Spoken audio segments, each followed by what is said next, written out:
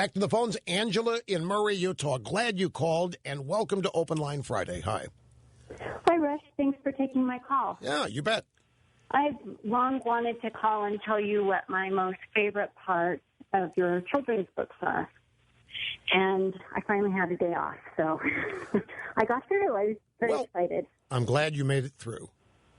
I'm an avid reader, and my book club will often pick children's books, and we often talk about the qualities of children's books. Some these days are mindless and kind of things of little worth, but it's amazing. There's some great children's books out there that, in short form, they're not very many pages, can express such meaningful things. And people keep talking about Liberty and how much they like him, but the quality that I like has never really been brought up, so I wanted to do that today.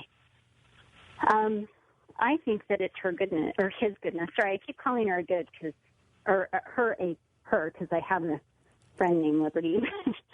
Anyway, what I valued most was the character of the character, not just the character. Does that make sense? He's kind, has good humor, very dependable, even though he's kind of silly and acting funny and hungry a lot.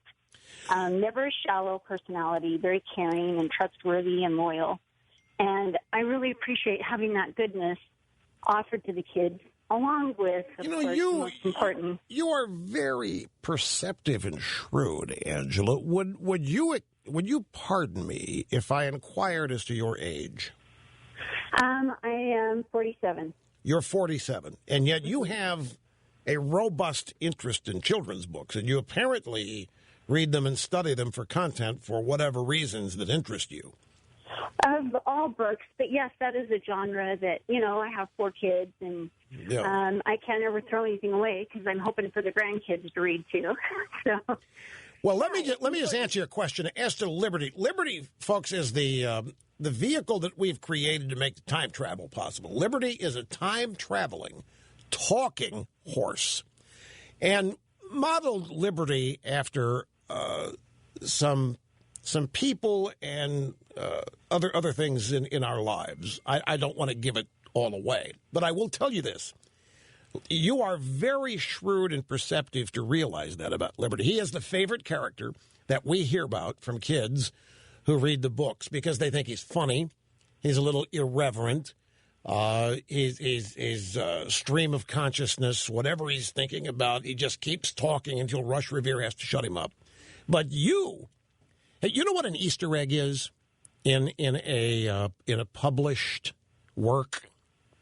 Do you know what an Easter egg is? A treat that's not found at first. You have to dig for, I guess, or hunt for. It's exactly right, and it may never be found. For example, I'll give you an example of an Easter egg, folks. In the latest version of Apple's word processing program, Pages, there is a hidden file that, if you find it, will replay for you Steve Jobs' commencement speech to Stanford in 2005.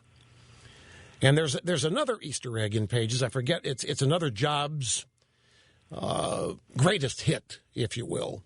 But it's the text. It's not a video, although there is the video. It's at YouTube. But there's the text of the Steve Jobs commencement speech, which is considered to be one of his best. Now, there's none of those. There are no actually hidden things that you have to find because you can't hide things on a printed page in an actual hardcover book. Electronic version, maybe. But when I talk about Easter eggs here, you're right. There's all kinds of philosophy in what Liberty says. Well, and I like how you build the characters. Like from book 1 to 2, I can see them evolving, and you learn more about each one and their personalities and then how they grow. And so I kind of look forward to that in the following books, which I am counting on you doing. Well, and seeing, all those qualities more open, I guess, because you kind of wonder sometimes at the beginning of reading the books, is Liberty going to flake out, not be on time? But certainly not. I mean, very dependable. And not to have a spoiler, so I'll be careful, but he does something to protect or save Elizabeth from something. Do you know which I mean? Yeah, yes, of course. And of course, Elizabeth well, see, I don't want to give too much away, but Elizabeth is a character. People wouldn't mind Liberty not saving, but that's as much I'm going to say. I just want to thank you. You're extremely perceptive. The Liberty character is central to this in so many ways, and I am so happy you've spotted it.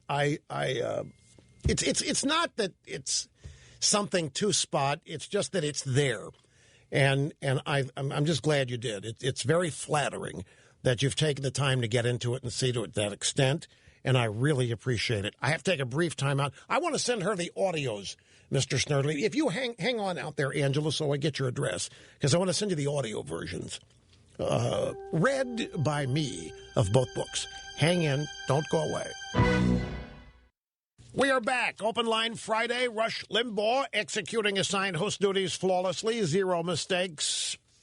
A couple other things about Liberty, the time-traveling talking horse, since Angela in Murray, Idaho, commented on it.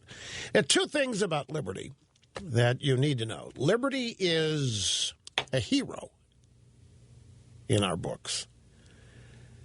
Liberty is of unallied moral goodness. Liberty is a character in the book, constantly dependable, always dependable. You can count on Liberty. Is always going to be there. It's such a great reinforcement, we think, for young kids, for a character like this. So I'm thrilled that she picked this up. And I thank her again. We're going to send her the audio versions of both books. Here's Luke